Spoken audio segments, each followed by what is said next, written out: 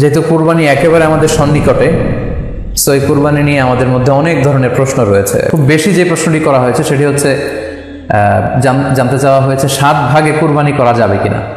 এই ধরনের প্রশ্ন কিন্তু আমরা আগে শুনতাম না। রিসেন্টলি কিছু কিছু স্কলারদের আলোচনা বা এতে করে লোকজন হয়তো বিভ্রান্তিতে ভোগেন কিংবা একটা ধোঁয়াশা তৈরি হয়, ফলে এই প্রশ্নটি করা হচ্ছে। আমরা আবহমান কাল থেকে আমাদের প্রিয় মাতৃভূমি বাংলাদেশে হয়তো ছাগল কুরবানি দিয়েছি অথবা গরু কুরবানি দিয়েছি সর্বোচ্চ 7 ভাগে।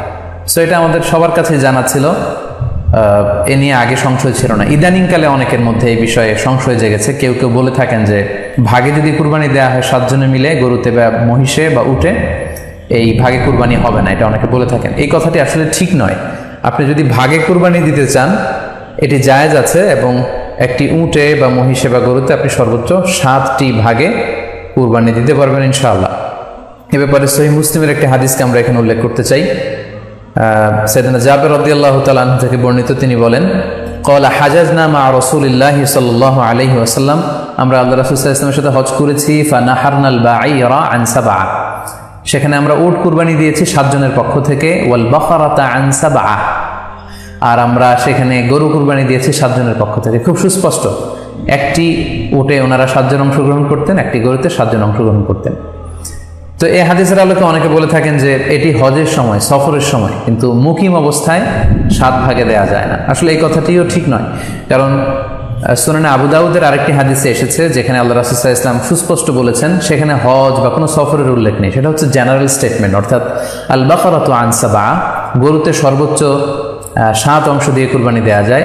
ওয়াল জাযুরু আন সাবআ, আর উটের ক্ষেত্রেও সর্বোচ্চ 7 অংশ দিয়ে কুরবানি দেয়া যায়। তো এই হাদিস, দ্বিতীয় যে হাদিসটি উল্লেখ করলাম, এটা হচ্ছে জেনারেল স্টেটমেন্ট। সেখানে সফর মুকিম কোনো কথা বলা হয়নি। ইন জেনারেলি বলা হয়েছে যে উটে 7 ভাগ দেয়া যায়, গরুতে 7 ভাগ দেয়া যায়।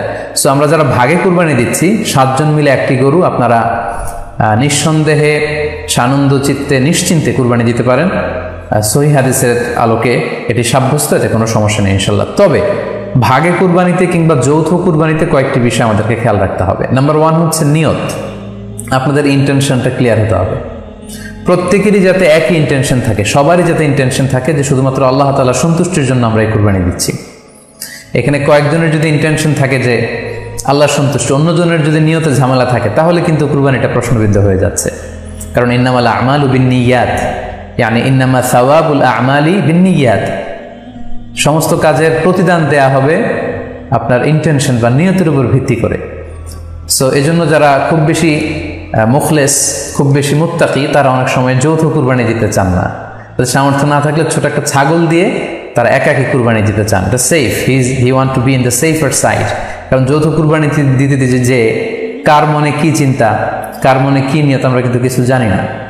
সো যদি যৌথ কুরবানি দেন, কুরবানির আগে সবাইকে এটা কনসার্ন করে দেয়, রিমাইন্ডার দেওয়া যে ভাই আমাদের কুরবানিটা হবে শুধুমাত্র কেবলমাত্র আল্লাহ তাআলা সন্তুষ্টির জন্য, অন্য কোনো নিয়তের জন্য না থাকে, তাহলে কিন্তু আমাদের কুরবানি বরবাদ হয়ে যাবে।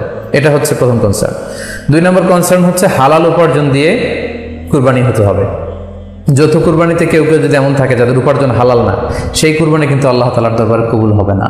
সো এটা খুব গুরুত্বপূর্ণ একটা বিষয়। আরেকটা হচ্ছে লৌকিকতা। লৌকিকতা যদি থাকে তাহলেও কুরবানি কবুল হবে না। যৌথ কুরবানিতে কারো যদি এটা থাকে যে আমার গরুটা সবচেয়ে বড়, আমাদের গরুটা এলাকার সবচেয়ে বড় গরু, এবং সবাইকে বলে বেড়াচ্ছে যে এইবারের গরুটা সবচেয়ে বড় হয়েছে, আমার চেয়ে বড় গরু কেউ দিতে পারে না এই এলাকায়। তো এই জাতীয় যদি লৌকিকতা প্রবণতা কারোর মধ্যে থাকে, তাহলেও কিন্তু তার কুরবানি কবুল হবে না। সো যৌথ কুরবানি যদি আপনারা দিতে চান, এই বিষয়গুলো আমাদেরকে খেয়াল রাখতে হবে।